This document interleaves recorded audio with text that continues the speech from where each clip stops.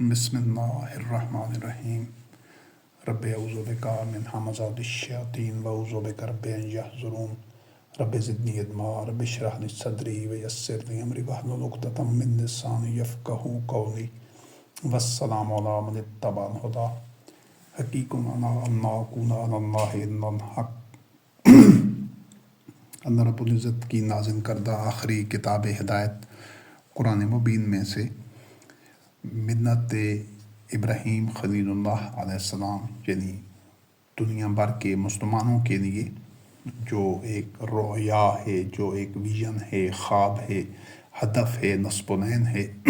اس کو بیان کرنے کا یہ سلسلہ ہے۔ اس سے پہلے اس کے 3 حصے اور 3 گوشے مختلف نشستوں میں، مختلف درسوں میں بیان کیے جا چکے ہیں۔ یہ نشست چوتھی نشست ہے، یہ درس اس کا چوتھا حصہ ہے۔ اس جو خواب تھا محمد رسول اللہ علیہ السلام کا، جو ان کا نصب و نین و ویژن تھا، اس کو مختلف پہلوؤں سے اس سے پہلے اللہ رب کریم کی آیات کی روشنی میں بیان کیا جا چکا ہے۔ اس چوتھے حصے میں جو پہلو اللہ رب کریم کی آیات کی روشنی میں جس کو سمجھا جائے گا وہ ہے کہ محمد رسول اللہ علیہ السلام والذین آمنوا معہ رضی اللہ عنہم کے ہاتھوں زمینی حقائق کی روشنی میں درست موقع پر راست اقدام کس طرح ہوا، کیونکہ جتنے بھی عرصے میں قرآن کریم نازل ہوتا رہا نبی کریم علیہ السلام کے قلب اطہر کے اوپر، تو جو معاملات، جو صورتحال پیش آ رہی تھی، جو اقدام ہو رہے تھے، ان میں جو قیامت تک آنے والے انسانوں کی رہنمائی کے جو گوشے، جو پہلو اور جو رہنما اصول بیان کرنا مقصود تھے اللہ رب کریم کے علم، اس کی حکمت، مشیت اور اذن کے تحت، تو وہ کتاب اللہ کی آیات میں محفوظ ہوتے گئے۔ بعض رویے اس میں منافقین کے رویے بیان کیے گئے ہیں، ان کی نفسیات، ان کی باتیں، مومنین کے رویے، ان کی نفسیات، ان کے اقدام، ان کی باتیں، کفار کے، اور کچھ احکام نازل ہوتے رہے، کچھ جو سابقہ اقوام تھی ان سے متعلق کچھ حقائق اور ان کا انجام اور ان کی روش، اور اہل کتاب سے متعلق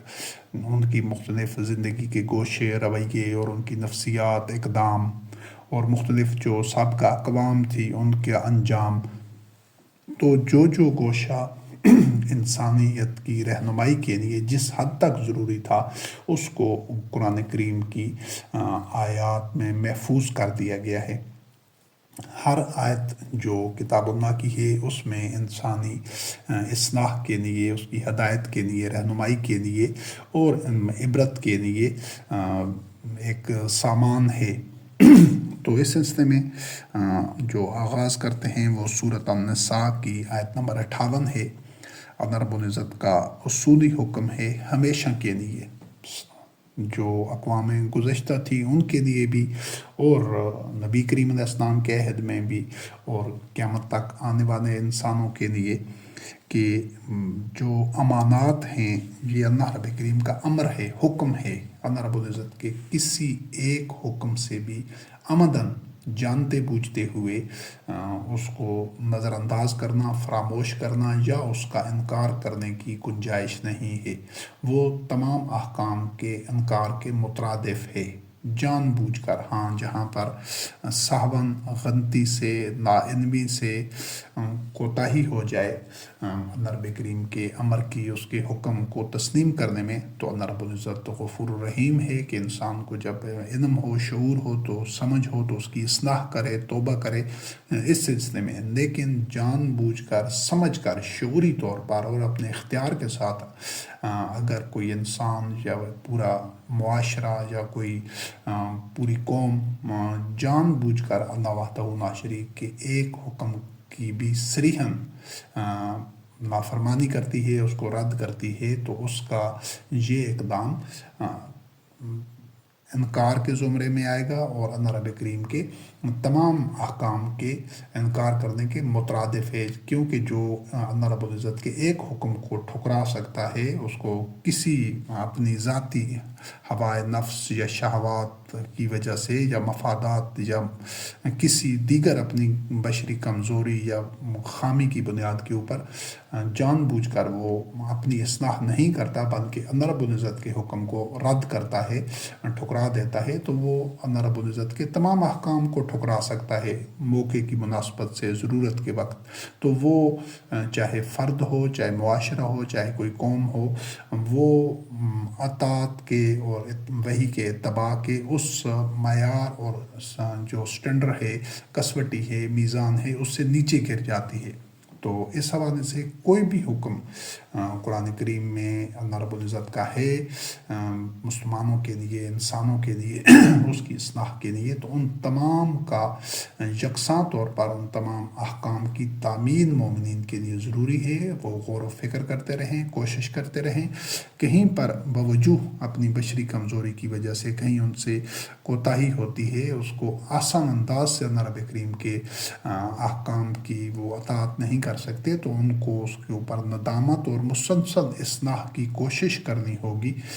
تب وہ اللہ رب کریم کے میزان میں پورے اتریں گے کہ وہ پرفیکشن کی طرف، وہ ایک جو اطاعت کی ایک معراج ہے، اعلیٰ ترین درجہ ہے اللہ رب کریم کے احکام کی اطاعت کا، اس کے لیے مسلسل مومنین کو کوشش انفرادی اور اجتماعی سطح پر کرنی ہوتی ہے۔ کسی ایک بھی حکم کو نظر انداز کرنے، فراموش کرنے یا اس کو رد کرنے کی گنجائش قطعی طور پر نہیں ہے۔ تو اس سلسلے میں سورۃ النساء کی آیت نمبر 58 ہے، جس میں اللہ رب العزت نے کا امر ہے، اللہ کا حکم ہے کہ امانتیں ان کے عہد کے سپرد کرو، یعنی جو کسی بھی امانت کا عہد ہے اس کو وہ امانت سونپو۔ اگر کوئی فرد ہو یا قوم ہو یا کوئی طبقہ ہو، وہ کسی امانت کا، کسی کام کا، کسی ذمہ داری کا عہد نہیں ہے، تو اس کو وہ ذمہ داری نہیں سونپی جا سکتی۔ اور جو جان بوجھ کر نااہل آدمی کو، چاہے وہ آج کے دور میں جس طرح ووٹنگ ہوتی ہے، کسی کو ووٹ دینا، تو ایسے آدمی کو جو اس منصب کے لیے اہل نہیں ہے، اگر اس کو کسی مصلحت کی وجہ سے، خوف کی وجہ سے، لالچ کی وجہ سے اس کو ووٹ دیا جاتا ہے، تو یہ بھی ایک نااہل کے سپرد امانت کرنا، یہ بھی اللہ رب کریم کے حکم کی خلاف ورزی اور بڑا بھاری جرم ہے۔ تو یہ اور اس کی سزا افراد اور معاشرے پھر بھگتتے ہیں قانون مکافات عمل کے تحت۔ تو امانات کو، جو امانتیں ہیں، ان کو ان کے عہد کے سپرد کرنا ہے، جو میرٹ کے اوپر، جو معیار پر، اس کسوٹی پر پورا اترتا ہو، اور جب لوگوں کے درمیان فیصلہ کرنا ہو، حکم کا لفظ ہے،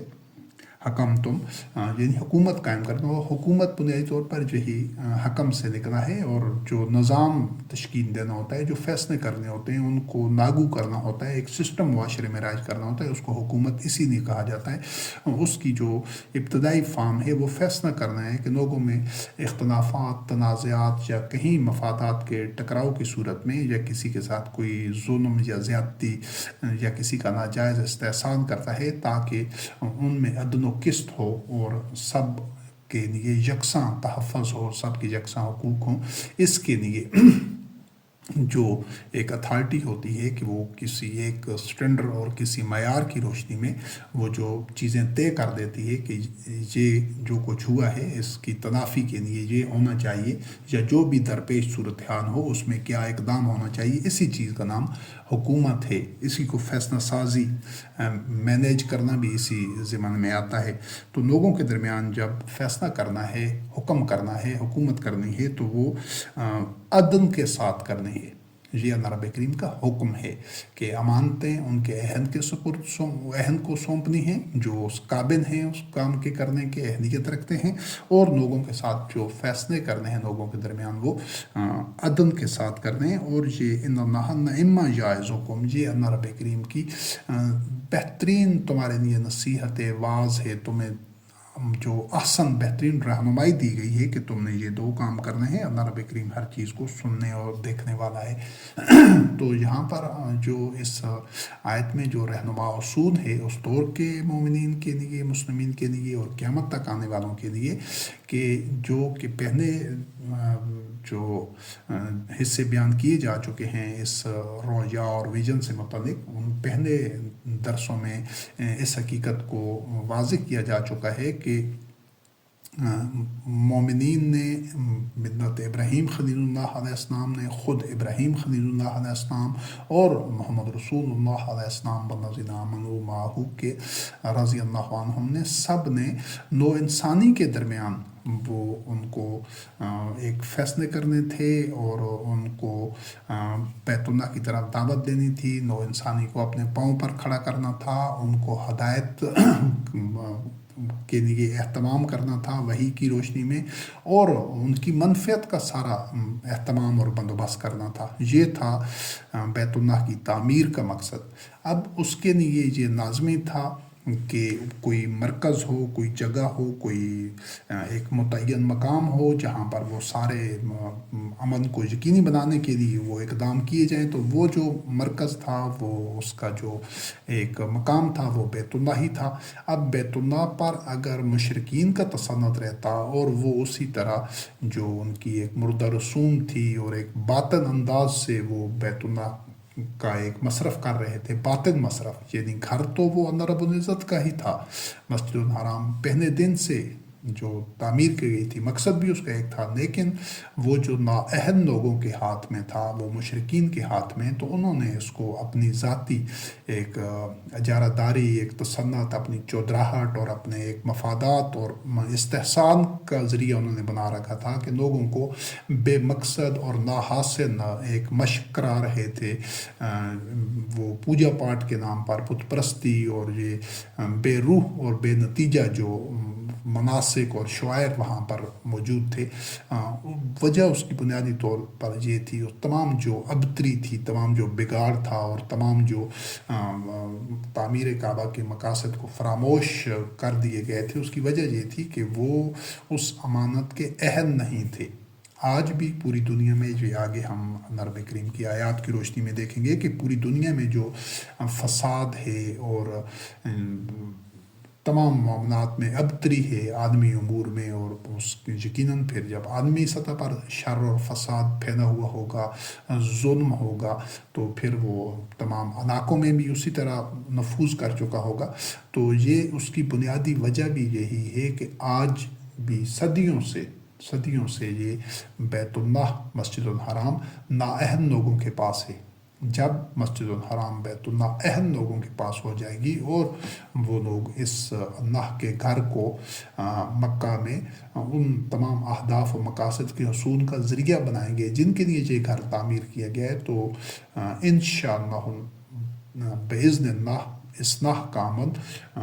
پورے گلوب پر، پورے کرۂ ارض پر شروع ہو جائے گا، اور جب ان نااہل لوگوں سے جو آج کعبہ کے متولی بنے ہوئے ہیں، ان سے تولیت کعبہ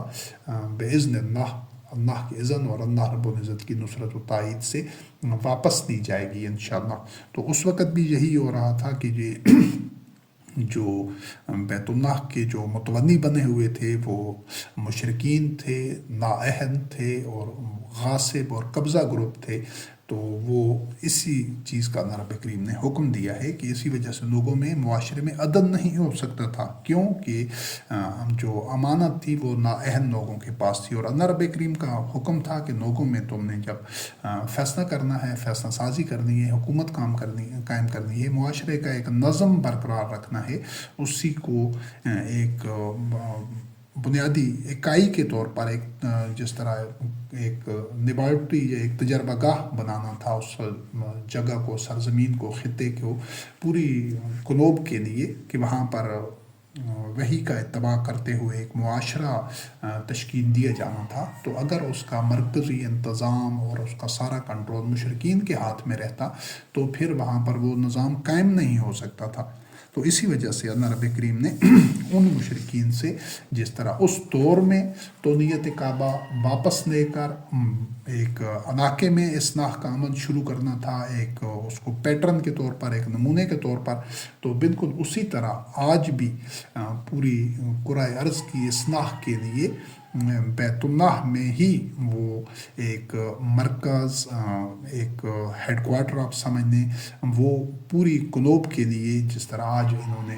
طاغوت نے اپنے طور پر مختلف بکھرے ہوئے مختلف مراکز دنیا میں قائم کر رکھے ہیں، جہاں سے وہ اپنی ہوائے نفس اور شہوات کی بنیاد پر اور اپنے باطن مفادات اور ترجیحات اور غلط روش پر چلتے ہوئے اپنے باطن مفادات اور اپنی بالادستی کے لیے اور اپنے جو ان کے اندر عداوت ہے اور تعصب ہے، قومی تعصب ہے، علاقائی اور نسلی تعصب ہے، ان کی بنیاد کے اوپر وہ مختلف جو فیصلے کرتے ہیں اقوام متحدہ اور اس کے ذیلی ادارے اور نیٹو وغیرہ اور دیگر جو اتحاد ہیں دنیا کے مختلف خطوں میں، تو وہ سارے انہی جو ان کے مکر ہیں، ان کی سازشیں ہیں، ان کی چالیں ہیں اور ان کے ادنا اور گھٹیا مفادات کی بنیاد پر وہ جو کچھ کر رہے ہیں، تو اس سب کے توڑ کے لیے یہ ضروری ہے کہ اللہ وحدہ لا شریک نے جو کر نو انسانی کے منفیت کے لیے ان کے اپنے پاؤں پر کھڑا کرنے کے لیے اور عدل و قسط کے قیام کے لیے جس گھر کو مرکز بنانا ہے، جب تک وہ عہد لوگوں کے ہاتھ میں نہیں ہوگا اس وقت تک اصلاح کا عمل پورے گلوب پر شروع نہیں ہو سکتا۔ اس کے بعد سورۃ توبہ کی آیات 1 سے لے کر 5 تک ہیں کہ یہ ہم نے راست اقدام کے حوالے سے دیکھنا ہے۔ تو پہلی جو آیت ہے اس میں وہ اصول بیان کیا گیا ہے کہ اہم لوگوں کے پاس امانتیں ہونی چاہیے اور لوگوں کے درمیان عدل کے ساتھ فیصلہ کرنا ہے۔ وہ فیصلہ سازی کے عمل میں کسی قسم کی کوئی ذاتی کوئی رجحان یا کوئی ذاتی پسند ناپسند یا کوئی بشری کمزوری اس پر اثر انداز نہ ہو کسی بھی حوالے سے۔ وہ اللہ رب کریم کی نازل کردہ وحی کی روشنی میں عدل کی بنیاد پر جو پیمانے، معیار اور کسوٹی اللہ رب کریم نے اپنی آیات میں قرآن کریم میں بیان کر دی ہے، اسی کی روشنی میں فیصلہ کرنا ہے، چاہے وہ افراد کے درمیان ہو، چاہے اقوام کے درمیان ہو، چاہے وہ دنیا کے کسی خطے میں رہنے والے ہوں، تو تاکہ کسی کی سماجی حیثیت یا کسی کی مالی حالت یا کسی کی قوت، اثر و رسوخ، کوئی بھی چیز عدل کے ساتھ فیصلہ کرنے پر اثر انداز نہ ہو سکے۔ اور یہ تبھی ممکن ہے کہ جب وہ حکومت کرنے والے، عدل کرنے والوں کے پاس ایک مرکز ہوگا اور ان کی اپنی ایک جمعیت ہوگی، حزب اللہ، جند اللہ، انصار اللہ جو اصطلاحیں قرآن کریم میں استعمال ہوئی ہیں، وہ تب ہی ممکن ہوگا جب وہ تشکیل پا چکے ہوں گے اور وہ اہل لوگ ان کے پاس وہی گھر ہوگا، وہی مرکز ہوگا جو اللہ رب کریم نے نو انسانی کی منفعت کے لیے اور عدل کی بنیاد پر قائم حکومت کے مرکز کے لیے جو اللہ رب العزت نے ابراہیم خلیل اللہ علیہ السلام اور اسماعیل علیہ السلام سے تعمیر کرایا تھا۔ تو سورۃ توبہ کی آیات 1 سے لے کر 5 تک اس میں اسی راست اقدام کے حوالے سے جو اللہ رب العزت نے رہنمائی دی ہے، یہ چند آیات ہیں۔ آج کے اس درس میں انہی کا مطالعہ کیا جائے گا اور انہی سے سمجھا جائے گا۔ تو اللہ رب کریم نے فرمایا کہ اللہ اور اس کے رسول کی طرف سے برات ہے ان مشرکین سے جنہوں نے مسلمانوں کے ساتھ عہد کیا تھا کہ وہ 4 ماہ تک ان کو اجازت ہے وہ رہیں، گھومیں پھریں، اور وہ ان کو جان لینا چاہیے کہ وہ اللہ کو کبھی عاجز نہیں کر سکتے، ہرا نہیں سکتے، ناکام نہیں کر سکتے۔ اللہ رب کریم کی جو مکر ہے، جو سکیم ہے، جو پلان ہے، جو پروگرام ہے، جو اقدام ہے اور جس چیز نے ہونا ہے، اور اللہ رب کریم کافرین کو رسوا کرے گا، ناکام اور نامراد کرے گا۔ تو یہ تذکرہ ہے ان مشرکین کا جو محمد رسول اللہ علیہ السلام خاتم النبیین والذین آمنوا معہ رضی اللہ عنہم کے ساتھ عہد کر کے بد عہدی کرتے تھے، عہد توڑ دیتے تھے، دھوکہ دیتے تھے، اور وہ جو نظام نبی کریم علیہ السلام رحمۃ للعالمین نے تشکیل دینا تھا، وہ جو تونیت کعبہ کا اور معاشرے میں عدن کرنے کا، عدن کے ساتھ حکومت کرنے کا، وہ سارے سسٹم کو سبوتاج کرنا چاہتے تھے۔ اس چیز کو سمجھنا ضروری ہے، کیونکہ جب ان قرآن مجید کی کئی ایک آیات کو سیاق و سباق سے ہٹ کر ان کا ترجمہ دیکھا جائے یا ان کو سمجھنے کی کوشش کی جائے تو پھر درست طور پر ان کو نہیں سمجھا جا سکتا کہ یہ بات کس تناظر میں ہو رہی ہے۔ تو یہ بات ان مشرکین کی ہو رہی ہے جو لوگ اس نظام کے مخالف تھے، یعنی وہ ان میں اتنی قوت تو نہیں تھی کہ وہ فتح مکہ کو روک سکیں یا اس نظام کا، اس قوت کا مقابلہ کر سکیں جتنی اللہ رب کریم کی نصرت سے مسلمانوں کو اللہ رب العزت نے ایک مختلف مراحل سے گزرنے کے بعد، ابتلا کے بعد اور مسلسل وہ ایک ارتقاء کے بعد وہ جتنی قوت اللہ رب العزت نے مومنین کو، مسلمین کو دی تھی، وہ مشرکین اور مخالفین اس کا مقابلہ نہیں کر سکتے تھے۔ انہوں نے ہتھیار ڈال دیے، جب تک وہ کر سکتے تھے مقابلہ کرتے رہے، جنگیں لڑتے رہے، مزاحمت کرتے رہے، ہر سطح تک وہ اپنی چالیں چلتے رہے، لیکن آخر کار جب ان کو نامراد ہونا پڑا تو وہ ان میں سارے ایسے لوگ نہیں تھے کہ جنہوں نے دن سے اس کو تسلیم کر لیا، جو انہوں نے ہتھیار ڈال کر پھر وہ اس کو دن سے قبول کر لیا، نہیں، بلکہ ان کے اندر جو ایسے لوگ تھے جن کے قلوب میں شر تھا اور وہ اس کوشش میں تھے کہ وہ اس نظام کو سبوتاج کریں، وہ وائولیشنز کر رہے تھے اور وہ سٹیبلٹی نہیں چاہتے تھے۔ تو یہ ایسے لوگ تھے کہ ان کو جب بھی کہیں موقع ملتا، جب بھی کوئی ایسی ان کو گنجائش ملتی تو وہ اس سسٹم کے، اس نظام کے خلاف اقدام کرتے تھے تاکہ وہ استحکام اور سٹیبلٹی کو وہ سبوتاج کر سکیں، اس نظام کو ختم کر کے پھر واپس اپنا وہی جو باطن ان کا فساد پر مبنی اور شر پر مبنی جو ایک سٹرکچر تھا، اس کی دوبارہ اس کو بحال کرنے کے لیے جو لوگ کوشاں تھے یہ ان سے متعلق ہے۔ تو اللہ رب کریم نے ان کو واضح طور پر جو اللہ اور رسول کی اصطلاح قرآن کریم میں متعدد مقامات پر استعمال ہوئی ہے، تو اللہ اور رسول کی اصطلاح جہاں پر اکٹھا الفاظ آتے ہیں، براۃ من اللہ و رسولہ، اللہ اور رسول کی طرح، تو جو یہ اصطلاح قرآن کریم میں جہاں بھی استعمال ہوئی ہے، تمام مقامات کا مطالعہ کرنے کے بعد یہ حقیقت آشکارا ہوتی ہے کہ جو نظام وحی کے مطابق محمد رسول اللہ علیہ السلام نے جو حکومتی اور سماجی نظم کا، حکومت کا جو نظام قائم کیا تھا، وہ اللہ اور رسول کی اصطلاح اس کے لیے استعمال ہوئے، نہ یہ انفرادی طور پر اللہ وحدہ لا شریک کی ذات کے لیے، نہ یہ انفرادی طور پر محمد رسول اللہ علیہ السلام کی شخصیت یا ذات کے لیے یہ اصطلاح استعمال ہوئی ہے، اور نہ ہی اللہ اور رسول کوئی دو ایسی اینٹیٹیز ہیں، دو ایسی ذاتیں ہیں کہ جن کو اس طرح یکجا یا اکٹھا کیا جائے، نہیں، یہ اللہ اور رسول کی اصطلاح اس نظام کے لیے تھی جو وحی کی بنیادوں پر محمد رسول اللہ علیہ السلام خاتم النبیین اور آپ کے متبعین رضی اللہ عنہم نے تشکیل دیا تھا، اور وحی کی روشنی میں وہ سارے امور طے ہو رہے تھے۔ تو جو لوگ اس نظام کی اطاعت کر رہے تھے، اس کا حصہ بن رہے تھے، وہ اللہ و رسول کی اطاعت کر رہے تھے۔ یہ نہ محمد رسول اللہ علیہ السلام کی ذاتی اطاعت تھی، نہ طبعی طور پر ان کی شخصیت کی بات تھی، یہ اس سسٹم کی بات تھی۔ اور جہاں جہاں پر بھی، اور جہاں پر اللہ و رسول کی مخالفت کی بات ہے، تو وہ بھی اسی سسٹم کو، اسی سسٹم کی، اسی نظام کی مخالفت کی بات ہے۔ اور یہ جو اللہ و رسول کی استطاعت ہے، یہ اللہ و رسول کی اطاعت ہے، اتباع ہے، یہ سلسلہ قیامت تک رہنا تھا مومنین میں، مسلمین میں۔ محمد رسول اللہ علیہ السلام کی وفات کے بعد، ان کی موت کے بعد، اس کو اسی تسلسل کے ساتھ چلنا تھا۔ صرف یہ ہونا تھا کہ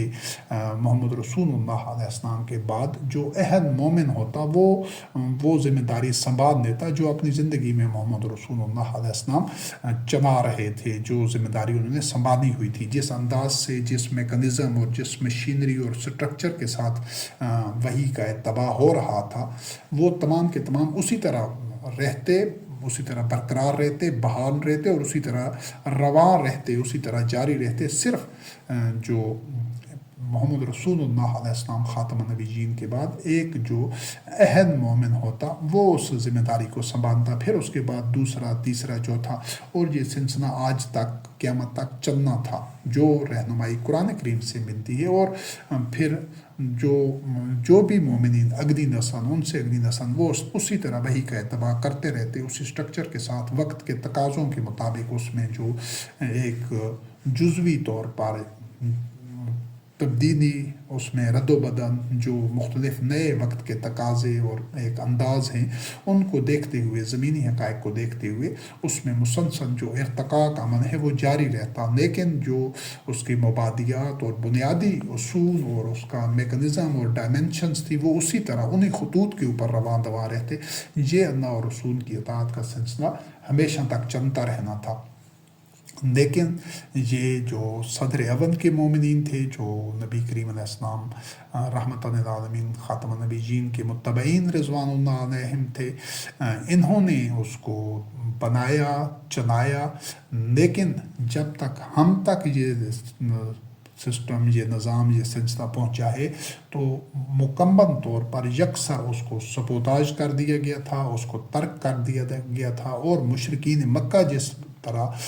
نبی کریم علیہ السلام کی بعثت کے وقت وہ نام تو اللہ کا اور لے رہے تھے، اللہ پر ایمان کا تذکرہ کر رہے تھے، اور مختلف جو مناسک تھے وہ صلاۃ کے، حج کے، اور حلال حرام کے، اور نیکی اور بدی کے، وہ ساری چیزیں ان میں تصورات باقی تھے. لیکن عملی طور پر اللہ رب کریم نے ان کو مشرک اور کافر اور جہنمی قرار دیا تھا. بالکل اسی طرح آج جس عہد میں، جس دور میں ہم جی رہے ہیں، یا جو سسٹم ہمیں اسلام کے نام پر ملا ہے، چاہے وہ دنیا کے کسی بھی حصے میں ہے، آج تو مختلف قسم کی جو 50 کے قریب ممالک اور مملکتیں بن چکی ہیں، یہ سب بت پرستی، وطن کے بت کی پرستش کر رہے ہیں. تو نام لیکن یہ بھی مشرکین مکہ کی طرح اسی طرح اسلام کا ہی اور محمد رسول اللہ علیہ السلام کے جو ایک نظام تھا اسی کا ہی استعمال کر رہے ہیں. تو اس دور میں کے مشرکین بھی کافر و مشرک تھے باوجود اپنے دعووں کے. تو آج کے بھی جو مسلمان ہیں وہ اصولی طور پر مانوی لحاظ سے اسی نہج پر ہیں، اسی پستی میں، اسی سطح پر ہیں، اسی کیٹیگری میں ہیں، لیکن نام یہ بھی اسلام کا لے رہے ہیں. تو وہ نظام چونکہ جو ہمیں اس طرح چلتا ہوا اور فعال نہیں ملا ہے، تو ہم نے انشاءاللہ العزیز باذن اللہ، بنصر اللہ، اللہ کی نصرت سے اس نظام کو تشکیل دینا ہے، اس کی دوبارہ از سر نو تجدید کرنی ہے، اس کی بنیاد رکھنی ہے. اور وہ تمام رہنمائی قرآن کریم میں موجود ہے کہ محمد رسول اللہ علیہ السلام خاتم النبیین کے عہد میں کس طرح وحی کی اتباع ہو رہی تھی، اور کس طرح وہ سٹرکچر قائم تھا. ان بنیادوں پر، وہ بنیادیں قرآن کریم میں مذکور ہیں، اور جس طرح وہ سسٹم فنکشن کر رہا تھا، ان کی جو باہمی تعاملات تھے، جو افعال تھے، وہ سارے کے سارے اللہ کی آیات میں قیامت تک محفوظ اور موجود ہیں، تاکہ جس دور کے لوگ بھی پھر اللہ اور رسول کی اطاعت کا وہ میکنزم، وہ ڈھانچہ، وہ سٹرکچر قائم کرنا چاہیں، تو ان کو وہ تمام کے تمام رہنمائی کتاب اللہ سے مل جائے. تو یہ ہے اللہ اور رسول کی اطاعت، جس کو کہ یہ مشرکین نے اور جو بعد میں جنہوں نے قرآن کریم کا، وحی کا جو اتباع ہے، اس کو ترک کر کے دیگر انداد اللہ اور شرکا بنا دیے، اور ان کی اطاعت اور اتباع کرنے لگ گئے، وحی اور قرآن کریم سے علامتی یا نمائشی طور پر وہ وابستہ رہے، محض مشرکین مکہ کی طرح. تو انہوں نے پھر اللہ اور رسول کی اطاعت کے جو نئے اس کو معنی پہنائے، نئے جامہ پہنایا، اس میں وہ اللہ کی اطاعت تو قرآن کریم کو قرار دے دیا کہ جو اس میں احکام ہیں، اور رسول کی اطاعت انہوں نے رسول علیہ السلام کی اطاعت کو احادیث اور روایات جو نبی کریم علیہ السلام سے منسوب کی گئی ہیں، اور پھر سنت اور اس طرح کی چیزیں دیگر کتب اور دیگر ماخذوں سے، لوگوں کے بیان کردہ چیزوں سے، محدثین کی اور دیگر راویوں کی اور ان لوگوں سے منسوب اور بیان کردہ، کتنی اس میں ٹھیک ہیں، کتنی غلط ہیں، وہ ہمارا موضوع گفتگو ہی نہیں ہے، اور ہمیں اس کی ضرورت ہی نہیں ہے. ہمیں قطعی طور پر ان سے ناتعلقی ہے. دین صرف وہی ہے جو کتاب اللہ کے اندر ہے، قرآن مجید کے. قرآن مجید سے جو کچھ باہر ہے اسلام کا، دین کا، اس سے کوئی تعلق نہیں ہے اور نہ اس کی ضرورت ہے دین میں. تو یہ بعد میں اللہ اور رسول کی جو اصطلاح کو، جو ایک اکائی تھی، ایک وحدت تھی، اس میں ثنویت دوئی پیدا کر دی گئی، اس کو توڑ دیا گیا کہ اللہ کی اطاعت تو قرآن مجید کے ذریعے ہے اور رسول علیہ السلام کی اطاعت جو ہے احادیث، روایات اور سنت اور ان چیزوں میں ہے. تو یہ اسی بگاڑ اور اسی شرک اور اسی انتشار اور اسی دوئی کا نتیجہ تھا کہ پھر وحدت ختم ہو گئی، توحید ختم ہو گئی، اور یہ مشرکین مکہ کی طرح بتدریج یہ شرک اور ظلم کی بستیوں میں یہ قوم نام اسلام کا استعمال کرتی رہی، لیکن عملی طور پر مشرکین مکہ کی طرح ظلم، جہالت اور شرک میں مبتلا ہوتی گئی. تو اس دور میں اللہ رب کریم نے جو اعلان کیا تھا کہ برات من اللہ و رسولہ الی الذین عاہدتم من المشرکین، کہ مشرکین نے جو عہد کیا تھا، چونکہ وہ عہد کی پاسداری نہیں کر رہے تھے، دھوکہ کر رہے تھے. آگے اس کا تذکرہ آئے گا. جب بھی ان کو موقع ملتا وہ سسٹم کے خلاف اس کو وائلیٹ کرتے، مسلمانوں کو نقصان پہنچاتے. تو اللہ رب کریم نے پھر جب وہ بار بار اس عہد کو توڑ رہے تھے اور خلاف ورزی کر رہے تھے، تو ان کو ان کی بجائے اس کے کہ وہ عہد کی بنیاد پر اس کو عہد کو ڈان بنائے، تو اللہ رب العزت نے یہ اعلان کر دیا کہ یہ جو نو تشکیل شدہ نظام ہے جو محمد رسول اللہ علیہ السلام والذین آمنوا معہ نے وہی کی بنیاد پر قائم کیا ہے، نیا نظام حکومت. یہ نظام حکومت ان عہدوں کو اون نہیں کرتا جو عہد کیے گئے ہیں. کیوں کہ عہد کو تب تک اس کی پاسداری کرنی ہوتی ہے جب دوسرا فریق بھی اس کی پاسداری کر رہا ہو. تو ان عہدوں سے برات اختیار کر دی گئی، ان کو نظر انداز کر دی گیا ان عہدوں کو، اور ان کو دشمن ہی تسلیم کر دیا گیا ایسے مشرکین کو جو بد عہد تھے اور جو سبوتاج کرنا چاہتے تھے اور وائولیشنز کر رہے تھے اس نظام کی. اور اللہ و رسول واذان من اللہ و رسول، اب یہ دیکھیں، اب یہ صرف نبی کریم علیہ السلام اگر وہ اعلان کر رہے ہوتے تو جہاں پر اس لفظ رسول علیہ السلام کا یا محمد علیہ السلام کا نام آ جاتا، نہیں، یہاں پر بھی واذان من اللہ و رسول ہی. اب نبی کریم تو وہ اعلان نہیں کر رہا تھا، وہ تو لیسا کمثلہ شیء ہے، اس کو تو نہ آنکھ دیکھ سکتی ہے، نہ اس کی کوئی مثل ہے. تو اذان وہ کس طرح دے سکتا ہے یا اعلان کس طرح کر سکتا ہے؟ تو اور محمد رسول اللہ علیہ السلام اپنی ذات کی طرف سے تو یہ اعلان، یہ فیصلے اور یہ سارے اقدام نہیں کر رہے تھے شخصی طور پر، وہ بھی وحی کا اتباع کر رہے تھے. تو وہ جو وحی کے اتباع سے اللہ کی مشیت، اللہ کے امر اور اللہ کے اذن کے مطابق، اللہ رب کریم کی ہدایت کے مطابق جو اقدام، جو اعلان، جو کچھ بھی ہو رہا تھا، جو فیصلے، جو بھی معاملات، تو ان سب کے لیے اللہ اور رسول کی طرف استعمال کی گئی کہ وہ سسٹم جو رن کر رہا تھا اس سسٹم کی ترجمانی کے طور پر تو اللہ اور رسول کی طرف سے آذان ہے، اعلان ہے حج اکبر کے دن کہ اللہ مشرکین سے بری و ذمہ ہے، اس سے ناتعلقی اختیار کی گئی ہے، ان سے برات اختیار کی گئی ہے، اور اگر وہ توبہ کریں تو ان کے لیے بہتر ہے. یعنی وہ اپنی اس روش کو چھوڑ دیں مشرکین، اور ایک پرامن شہری اور ایک مفاہمت کر کے اور بقائے باہمی کے اصول پر رہیں تو پھر ٹھیک ہے، پھر ان کے لیے یہ بہتر ہے. اور اگر وہ اس سے منہ موڑ لیں اور وہ اپنی اسی باطن روش کے اوپر اور اسی جو ان کی منفی تخریبی سرگرمیاں ہیں ان پر کاربند رہیں، انہی کو جاری رکھیں، انہی پر اڑے رہیں، تو وہ اللہ کو کبھی ہرا نہیں سکتے، عاجز نہیں کر سکتے، اور ان کے لیے عذاب علیم ہے. یعنی وہ ان کو جو مکافات امن کے تحت ان کی جو یہ شرانگیزیاں اور ریشہ دوانیاں تھیں، ان کی پاداش میں ان کا محاسبہ ہوگا، ان کو سزائیں دی جائیں گی، عذاب علیم. اور جن مشرکین، اب یہ سارے مشرکین جو تھے ایک طرح کے نہیں تھے، کچھ ایسے بھی تھے جو مشرکین تھے جنہوں نے عہد کیا تھا مسلمانوں سے، معاہدے کیے تھے، ٹریٹیز کیے تھے، لیکن انہوں نے اس کو توڑا نہیں کسی طرح بھی، اور نہ ہی کسی ایسے لوگوں کی مدد کی ہے جو مسلمانوں کے خلاف برسر پیکار تھے، ان کا ساتھ نہیں دیا. یعنی جن مشرکین نے اللہ اور رسول کو دھوکہ نہیں دیا تھا، جنہوں نے جو بدطینت نہیں تھے، جو بلکہ فیئر تھے، ٹھیک ہے، ان کا اپنا جو مسلک ہے، نظریہ ہے، جو کچھ بھی ہے، لیکن وہ اپنے معاملات میں فیئر تھے، وہ سچائی اور ایک کھرے پن کے ساتھ وہ سارے معاملات کر رہے تھے۔ وہ ان میں منافقت اور دھوکہ دہی اور ایک سازشی ذہنیت ان کی نہیں تھی، وہ پیٹھ میں چھرا گھونپنے والے نہیں تھے۔ تو ان کے لیے اللہ رب کریم نے فرمایا کہ ان کے ساتھ اس عہد کو برقرار رکھا جا سکتا ہے، اور ان کے ساتھ اس وقت تک جب تک اس مدت تک جو عہد کیا گیا ہے اس کو برقرار رکھنا ہے۔ یعنی مومنین نے پھر ان کے محض اس وجہ سے مومنین عہد نہیں توڑ سکتے تھے کہ وہ جو جن کے ساتھ عہد اور معاہدہ کیا گیا ہے وہ مشرکین ہیں، وہ بھلے مشرکین ہوں، لیکن جو اصولی طور پر جو پاسداری کرنی ہے عہد کی، وہ ان کے مشرک ہونے کے باوجود جو جب عہد کیا گیا، تو اگر وہ عہد نہیں توڑتے تو ان کے ساتھ ان کے مشرک ہونے کی وجہ سے زیادتی نہیں ہونے دینی، اس کی بھی ان کے بھی حقوق کی اور ان کے عہد کی پاسداری کرنی ہے، اور یہ ہے متقین کی پہچان، ان اللہ یحب المتقین۔ اور جب پھر اس کے مطابق 4 مہینے پورے ہو جائیں، یہ حرمت کا مہینہ پورا ہو جائے، تو پھر مشرکین کے ساتھ جو حرمت کا مہینہ ہے جس میں قتال نہیں کرنا تھا، وہ مہینے پورے ہو جائیں، گزر جائیں، تو پھر مشرکین کے ساتھ قتال کرو، جہاں پر بھی ملیں ان کو پکڑ لو اور ان کو گھیر لو، اور ہر جگہ ان کی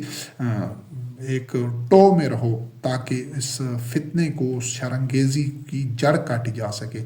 یہ وہ لوگ تھے جن کا پہلے ذکر ہو چکا ہے کہ جو اس نظام کو سپوداج کرنے کے لیے کوئی دقیقہ فروگزاشت نہیں کر رہے تھے، پوری کوشش کر رہے تھے، جو بھی ان کو موقع ملا ہر طرح کی ریشہ دوانیاں اور لا اینڈ آرڈر کو وائولیٹ کرنے کے لیے۔ اس کا قرآن کریم میں اور بھی مختلف مقامات پر تذکرہ ہے کہ وہ جو مومنات تھی، جو خواتین تھی، ان کو کی اذیت کا وہ باعث بنتے تھے، ان کے لیے بھی، اور دیگر مختلف حوالوں سے جو مسلمانوں کے دیگر مخالفین تھے، مختلف قسم کے قبیلے اور لوگ، تو ان کے ساتھ یہ ساز باز کرتے تھے۔ تو ایسی ان کی جو ریشہ دوانیاں تھیں اور ایسی جو منفی سرگرمیاں تھیں جو اس سسٹم کو سبوتاج کرنا چاہتے تھے، تو ان کے توڑ کے لیے اللہ رب کریم نے فرمایا کہ سخت اقدامات کرنے ہوں گے ہر طرح کے، تاکہ اس فساد کی جڑ کاٹی جائے گی۔ ہاں، اگر وہ توبہ کر دیں اور اقام الصلاۃ کے الفاظ ہیں، یعنی اس نظام کو قائم رہنے دیں جو محمد رسول اللہ علیہ السلام نے جو معاشرتی نظم کے لیے اور اصلاح کے لیے جو وحی کی بنیاد پر تمام جو رہنے والے ہیں مکہ کے، ان کے حقوق کے تحفظ کے لیے جو ایک سسٹم تشکیل دیا ہے، وہ سسٹم کے مطابق چلیں اور لوگوں کی نشو و نما کی راہ میں رکاوٹ نہ بنے، یا جس طرح وہ پہلے ظلم کرتے تھے کمزوروں پر اور لوگوں کو، وہ جس طرح خود نبی کریم علیہ السلام، حالانکہ ان کو کوئی اور دیگر مومنین ان کو کوئی اس طرح ان کے ساتھ زیادتی نہیں کر رہے تھے، ان کو گزاند نہیں پہنچا رہے تھے، بلکہ بنیادی انسانی حقوق کی اور اپنے انسانی آزادیوں کے لیے بات کر رہے تھے جو سب کے لیے یکساں تھی، لیکن وہ مخالفین نبی کریم علیہ السلام کو قتل کرنے کی، ان کو قید کرنے کی، یا ان کو علاقہ بدر کرنے کی سازشیں کر رہے تھے، اذیتیں دے رہے تھے، اور وہ دیگر جو مسلمان مکہ میں رہ گئے تھے، جو کمزور تھے، جو ہجرت نہیں کر سکتے تھے، ان کے اوپر وہ ظلم و ستم کر رہے تھے مشرکین، یا جو مکہ کے دیگر طاقتور طبقے تھے جو وحی کا اتباع نہیں کر رہے تھے، جو باطل نظام چلا رہے تھے مکہ میں، تو ان سب کے مقابلے میں اسی وجہ سے اگر وہ اپنی اس روش پر برقرار رہنا چاہتے ہیں، اس کو جاری رکھنا چاہتے ہیں، اس کے لیے پھر کوشش کرتے ہیں کہ اس کو دوبارہ بحال کیا جائے، تو یہ ان لوگوں کے لیے اللہ رب کریم نے حکم دیا ہے کہ ان کو ان سرگرمیوں کو روکنا ہے۔ لیکن اگر وہ پرامن شہری بن کر رہتے ہیں، وہ لوگوں پر ظلم و زیادتی نہیں کرتے، لوگوں کے بنیادی انسانی حقوق کو پامال نہیں کرتے، اور ان لوگوں کی جو نشو و نما ہے، لوگوں کی جو آزادیاں انسان کو پیدائشی طور پر اللہ رب کریم نے دی ہیں، ان کے راستے میں رکاوٹ نہیں بنتے، تو پھر ان کا راستہ چھوڑ دو، فخنو سبینہم، لیکن اگر وہ ایسا نہیں کرتے تو پھر ان کو چھوڑا نہیں جا سکتا کہ ان کو اگر اس طرح کی اجازت دی جائے تو وہ سارے سسٹم کولیپس کر دے گا اور سسٹم کو سپوتاج کر دیں گے۔ اللہ رب کریم غفور الرحیم بھی ہے، یعنی اگر وہ اپنی اس روش سے باز آ جائیں، پرامن شہری بن کر یا پرامن بقائے باہمی کے اصول پر تمام انسانوں کے لیے یکساں آزادیاں اور بنیادی انسانی حقوق تسلیم کرتے ہوئے وہ زندہ رہتے ہیں، تو ٹھیک ہے وہ مسلمان نہ ہوں، وہ اپنے جو عقائد نظریات ہیں ان پر رہیں، لیکن معاشرے میں فساد نہ پھیلائیں، دوسروں کے لیے وہ ان کی آزادیاں اور نہ چھینیں، ان کے حقوق کو پامال نہ کریں۔ تو اس کے بعد اگلی جو آیات ہیں وہ سورۃ التوبہ کی آیت نمبر 28 اور 29 ہیں۔ اللہ رب کریم نے فرمایا کہ اے ایمان والو، یہ جو مشرکین ہیں یہ نجس ہیں اور یہ مسجد الحرام کے پاس اس سال کے بعد نہ آئیں۔ تو یہاں سے آپ دیکھ لیں کہ پہلے جو ابراہیم خلیل اللہ علیہ السلام اور اسماعیل علیہ السلام کو اللہ رب کریم نے جو حکم دیا تھا کہ میرے گھر کو طاہر رکھو، پاک رکھو، تو وہ جو پاک رکھنا تھا وہ اسی شرک کی نجاست سے پاک رکھنا تھا، ورنہ وہ کوئی صفائی ستھرائی جھاڑو کے ذریعے یا گرد و غبار صاف کرنے کی، اس سے پاک کرنے کی، دھونے کی نہیں تھی کہ یہ جس طرح آج کے یہ آل سعود ہیں کہ عرق گلاب سے بیت اللہ کو غسل دے دیتے ہیں، اس کے صحن کو، تو یہ طہارت مقصود نہیں تھی، اس طہارت کا اللہ رب کریم حکم نہیں دے رہا تھا، بلکہ اس شرک سے بچنے کا اللہ رب کریم نے اس جو بھی باطن جو نظریات ہیں، باطن اعمال ہیں اور جو بھی باطن افعال ہیں، اقدام ہیں، وہ کسی طرح بھی تاکہ اس جو مسجد الحرام ہے، بیت اللہ ہے، اور اس میں وہ راہ نہ پائیں، وہ ان کا جہاں پر آمد دخل گزر نہ ہو، ان کا رواج نہ ہو، بلکہ تمام جو اقدام ہوں، جو پالیسیز ہوں، جو فیصلے ہوں، جو بھی سٹرکچر ہو، جو میکنزم ہو، جو بیت اللہ میں قائم ہو، تشکیل دیا گیا ہو، وہ حق پر مبنی ہو اور وہ وحی کے عین مطابق ہو، جو کچھ اللہ رب کریم کی رہنمائی قرآن کریم میں تمام انسانی امور اور معاملات سے متعلق ہے، وہ جب اس پر ہوگا تو وہ طہارت ہوگی۔ تو یہ جو مشرکین تھے ان کا تو چونکہ وہی کا جو کوئی یہ مناسک کی صورت میں یا جو کوئی اتباع کر بھی رہے تھے، وہ جس کو کہتے تھے کہ ہم ابراہیم خلیل اللہ علیہ السلام کے دین پر ہیں، تو وہ بھی محض علامتی یا نمائشی طور پر تھا، ورنہ اس کی روح کو وہ پامال کر چکے تھے، وہ اس کو بس ایک استحسان کے لیے اس کو استعمال کر رہے تھے۔ تو آج بھی بالکل وہی صورتحال ہے کہ آج کے بھی یہ آل سعود اور یہ جو بیت اللہ کے متولی بنے ہوئے، یہ بھی اسلام کو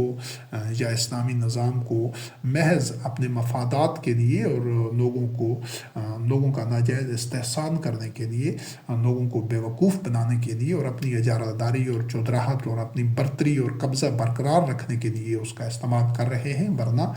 حقیقت میں یہاں پر بیت اللہ میں نہ کوئی نظام ہے، نہ یہ اس مقصد کے لیے استعمال ہو رہا ہے جس کے لیے یہ بنایا گیا تھا، اور نہ ہی انسانوں کو یہاں سے کوئی رہنمائی مل رہی ہے، نہ کوئی انسانیت کی منفعت کا کام ہو رہا ہے، نہ کوئی لوگوں کے درمیان اس بیت اللہ میں عدن کی بنیاد پر کوئی فیصلے ہو رہے ہیں، نہ ان کے پاس کوئی قوت نافذہ ہے، بلکہ یہ خود طاغوت کے آنائے کار ہیں اور عباد الطاغوت ہیں۔ تو یہ پھر اللہ رب کریم کے دین کے لیے کس طرح ایک بنیاد رکھ سکتے ہیں، اس کے دین کے قیام کے لیے اور اس گھر کو اس مقاصد کے استعمال کے لیے ذریعہ بنانے کے لیے جس مقصد کے لیے یہ گھر تعمیر کیا گیا تھا۔ پہلے تو یہ طاغوت سے انکار کریں گے اور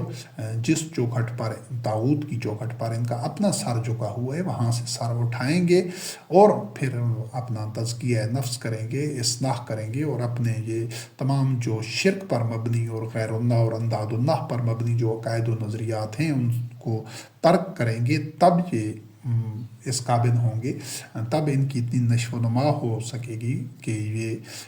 بیت اللہ کے اولیاء بن سکیں، متولی بن سکیں اور اس کے اہل بن سکیں، اور یہ ابراہیم خلیل اللہ علیہ السلام کا جو ہدف تھا، جو محمد رسول اللہ علیہ السلام کا رویا تھا، ویژن تھا، نصب العین تھا، اس کی طرف یہ اپنے سفر کا آغاز کر سکیں گے۔ تو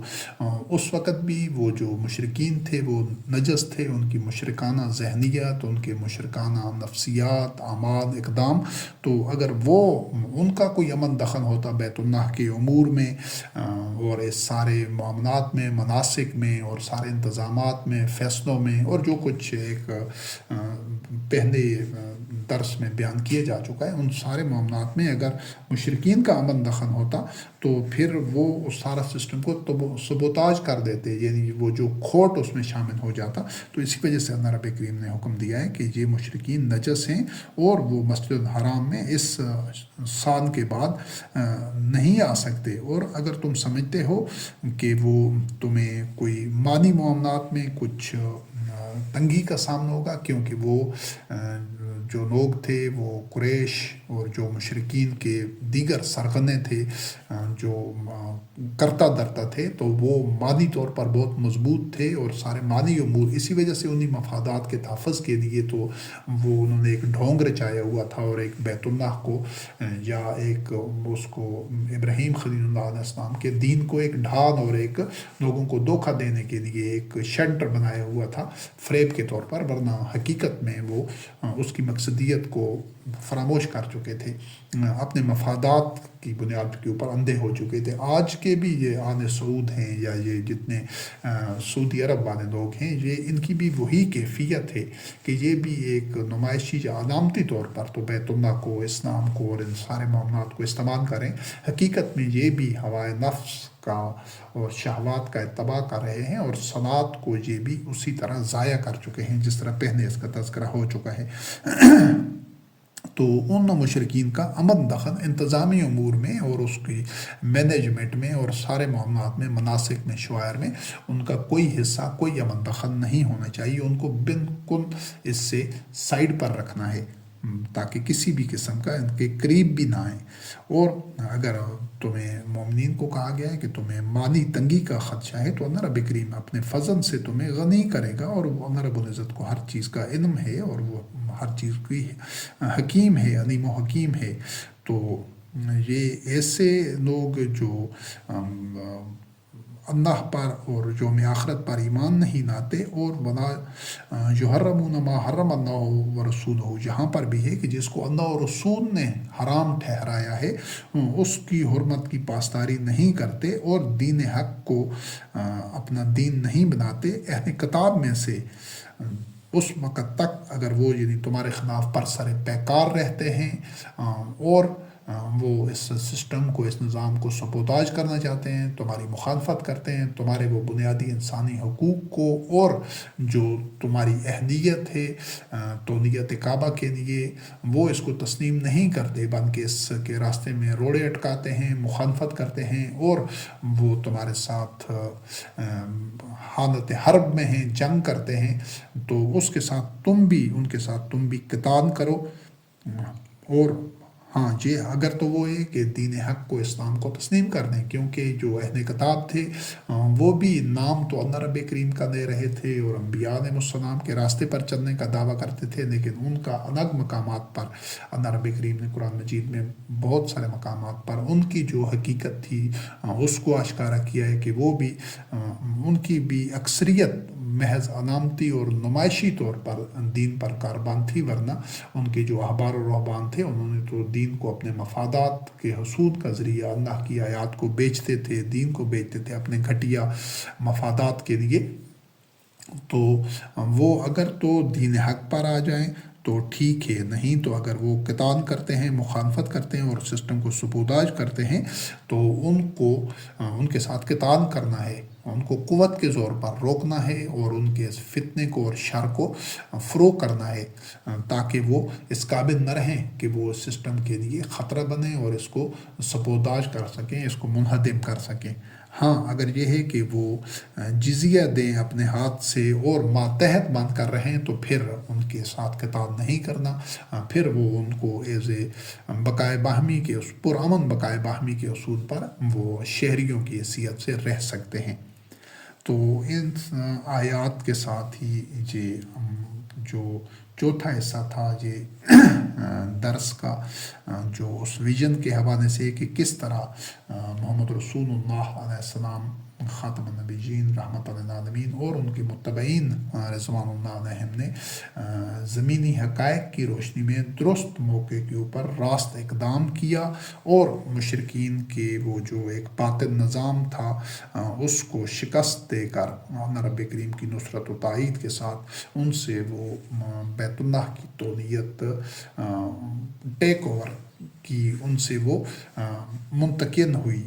تو اس میں جو جو مراحل تھے، جو جو مخالفین تھے اور جس طرح کی صورتحال پیش آ رہی تھی اور جو نیا سسٹم تشکیل پا رہا تھا جس کے لیے اللہ اور رسول کی اصطلاح استعمال ہوئی ہے، تو اس کو وہ ایک وحدت تھی، اس چیز کو بھی واضح کیا گیا ہے۔ اور اس اللہ اور رسول کی اطاعت کا سلسلہ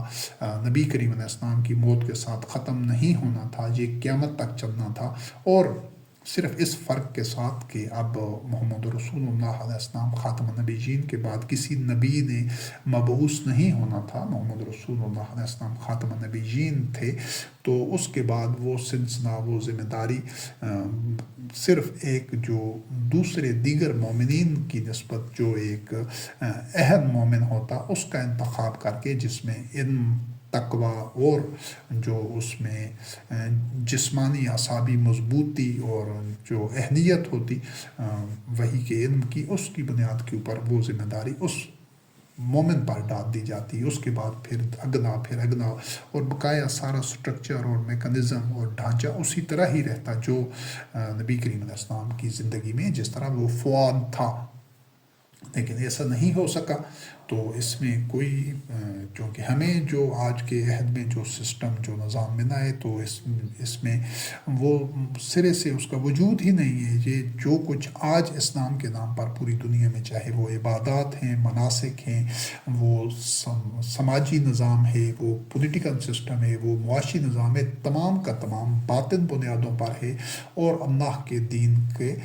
خلاف ہے، اس کے متحارب ہے، طاغوتی نظام ہے، لیکن اس کے اوپر لیبل اسلام کا لگا ہوا ہے، کیونکہ کہیں نہ کہیں کسی نہ کسی طرح، جس طرح مشرکین مکہ نے کچھ مناسک اور کچھ وہ رسوم اور کچھ ان کے ظاہری چیزوں کے اوپر کاربند تھے جو ابراہیم خلیل اللہ علیہ السلام کے جو تعلیمات تھی، تو بالکل اسی طرح جو کچھ نبی کریم علیہ السلام کے عہد میں، محمد رسول اللہ علیہ السلام کے عہد میں جو کچھ جن خطوط کے اوپر ایک اسلامی نظام، جو اس کے شعائر تھے، جو عبادات، جو مظاہر اور جو سٹرکچر تھا، اس کے کچھ نہ کچھ ایک علامتی طور پر کچھ چیزیں ہیں جن کے ساتھ آج کے مسلمان چمٹے ہوئے ہیں، یا وہ ان کو اپنائے ہوئے ہیں، یا ان کو ہی وہ اسلام قرار دیتے ہیں، باقی رکھے ہوئے ہیں۔ ادروائز اس کی جو روح تھی، جو مقصدیت تھی اور جو اس کا سارا معنویت تھی، وہ تمام کو یکسر فراموش کر دیا گیا ہے اور اس کو نظر انداز کر دیا گیا ہے، اور لوگ اس کی ضرورت بھی محسوس نہیں کرتے۔ وہ اندھی تقلید کی وجہ سے، عقل، فکر، شعور سے عاری ہو کر اور اللہ وحدہ لا شریک کی وحی سے غافل ہو کر قرآن کریم کو چونکہ عام طور پر پڑھنے کی حد تک ہی،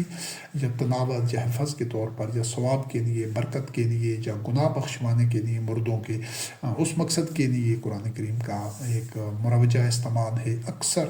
تو اس وجہ سے وہ قرآن کریم کی تعلیمات سے بھی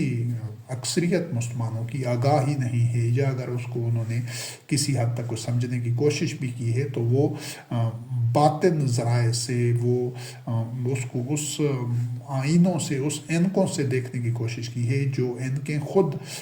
خارج از قرآن ہیں، یعنی قرآن کریم کو جو احادیث کے ذریعے اور تفاسیر، جو احادیث، روایات اور دیگر اس طرح کے مواد کی صورت میں کی گئی ہیں، وہ کبھی ان کے ذریعے قرآن کریم سمجھ آ ہی نہیں سکتا۔ قرآن کریم اپنی تفسیر خود کرتا ہے، اپنے حقائق کو خود بیان کرتا ہے تصریف آیات کے ذریعے، اور یہ تدبر فی القرآن کے ذریعے عقل، فکر، شعور اور بصیرت کو بروئے کار لاتے ہوئے جب قرآن کریم کی طرف رجوع کیا جاتا ہے تو اس میں یہ روشنی، یہ رہنمائی، جس طرح سورج کو دیکھنے کے لیے صرف ایک صحت مند آنکھ کی ضرورت ہوتی ہے اور کسی چیز کی نہیں، روشنی خود اپنے نظر آنے کا ایک خود ذریعہ ہوتی ہے، تو بالکل اسی طرح قرآن کریم کی جو تعلیمات ہیں، جو احکامات ہیں، جو رہنمائی اور ہدایت ہے، اس کے لیے صرف اور صرف درست عقل کا، شعور کا اور تفکر کا عنصر انسان میں ہونا چاہیے اور اس کی بصیرت ہونی چاہیے اور قلب اور فؤاد کے ساتھ سمجھ آنے والی کتاب ہے۔ اس کے لیے ماضی کے کچھ لوگوں سے پوچھنا یا ان کی کتابوں سے یا ان کی تفسیروں سے اگر اس طریقے سے قرآن کو سمجھنے کی کوشش کی جائے گی اور کی جاتی رہی ہے صدیوں سے، تو اسی وجہ سے سوائے گمراہی کے، ذلت کے، جہالت کے، تفرقہ کے، پستی کے اور عبادت الطاغوت ہونے کے کچھ ہاتھ نہیں آتا اور آ سکتا ہی نہیں ہے، جب تک کہ تمام دیگر خود ساختہ انسانی ذرائع کو اور جو حوالہ جات ہیں اور جو ریفرنسز ہیں اور جو ماخذات ہیں ان سے برات اختیار کر کے صرف اللہ کی کتاب کو خود قرآن کریم کے اندر سے سمجھنے کے لیے اپنی توانائیاں، صلاحیتیں نہیں لگائی جائیں گی، تو کبھی بھی اس جو سرچشمہ ہدایت ہے، اس سے جو برکت ہے، جو انعام ہے، جو رحمت ہے، جو ہدایت ہے، وہ مل ہی نہیں سکتی جب لوگ اندھے، گونگے، بہرے بن کر عقل، فکر، شعور سے عاری ہو کر مقلدانہ ذہنیت کے ساتھ قرآن کریم کی طرف رجوع کرتے رہیں گے۔ تو اس نشست کو ختم کرتے ہیں اس کے ساتھ کہ وہ قرآن کریم کی آیات میں وہ سارا سٹرکچر، وہ پوری فارمیشن، پورا میکنزم موجود ہے کہ جن اصولوں اور جس انداز سے وہ نظام چل رہا تھا۔ تو پہلے جس طرح شروع میں اس درس کے یہ چیز واضح کی گئی ہے کہ قرآن کریم ایک اس پورے منظر کو جو کچھ بیان کرنا ضروری ہوتا ہے قیامت تک کے انسانوں کی رہنمائی اور ہدایت کے لیے جو کچھ بیان کرنا ضروری تھا، اللہ رب العزت اس کو مختلف پہلوؤں سے، مختلف گوشوں سے، مختلف انداز کی اور مختلف طرح کی وضاحتوں کے ساتھ اس کے مختلف گوشے بیان کرتے ہوئے تاکہ ایک پورا سٹرکچر، ایک پورا کینوس، ایک بڑی تصویر سامنے آ جائے قیامت تک کے انسانوں کے لیے، وہ اسی طرح کتاب اللہ کی آیات میں محفوظ ہے۔ لیکن جب تک اس کو روایات، احادیث اور سنت اور سابقہ ان تفاسیر کی اینک لگا کر سمجھنے کی کوشش کی جائے گی اور اس سے دین اخذ کرنے کی کوشش کی جائے گی ان ذرائع سے جو کہ غیر اللہ کے وضع کردہ ہیں، جو کہ ہماری طرح آدمی تھے جنہوں نے وہ چیزیں لکھی ہیں، کتابیں لکھی ہیں، وہ منزل من اللہ نہیں ہیں، اللہ رب کریم کی طرف سے نازل کردہ نہیں ہیں، جب ان کتابوں کو اور ان جو منفوذات ہیں ان کو استعمال کرتے ہوئے، ان پر انحصار کرتے ہوئے وہ ان کے لگا کر قرآن کریم سے رہنمائی حاصل کرنے کی کوشش کی جائے گی، تو سوائے تاریکیوں کے اور ظلمات کے اور بھٹکنے کے اور کچھ بھی رہنمائی نہیں ملے گی۔ تو اس سے جو اگلا درس ہے اس میں یہ 5واں حصہ ہوگا، آج یہ چوتھا حصہ ہے، تو اگلے 5ویں حصے میں جو اسی سلسلے کا اگلی کڑی ہے وہ یہ ہے کہ محمد رسول اللہ علیہ السلام کی موت کے بعد، وفات کے بعد سے لے کر آج تک کا یہ جو عرصہ ہے 1400 سالہ دور کہ جس عہد میں آج ہم کھڑے ہیں، اس کو سمجھنے کی کوشش کی جائے گی اللہ رب کریم کی آیات کی روشنی میں، کہ جو منظر ہمارے سامنے ہے وہ کیا ہے، اور جو نبی کریم علیہ السلام رحمۃ للعالمین اور جو متبعین رضی اللہ عنہم تھے انہوں نے جو سسٹم تشکیل دیا تھا وہ کیا ہے۔ جب ہم ان دونوں کو یعنی آج کے جو منظر ہے اس کو سمجھیں گے، جو ہمارے سامنے ہے ایک نیوٹرل ہو کر، غیر جانبدار ہو کر، عقل و فکر کی روشنی میں زمینی حقائق کو دیکھتے ہوئے کہ آج کیا منظر نامہ ہے، محمد رسول اللہ علیہ السلام کے عہد میں کس طرح سسٹم تشکیل پایا تھا، تو پھر ہمیں اس 1400 سالہ عرصے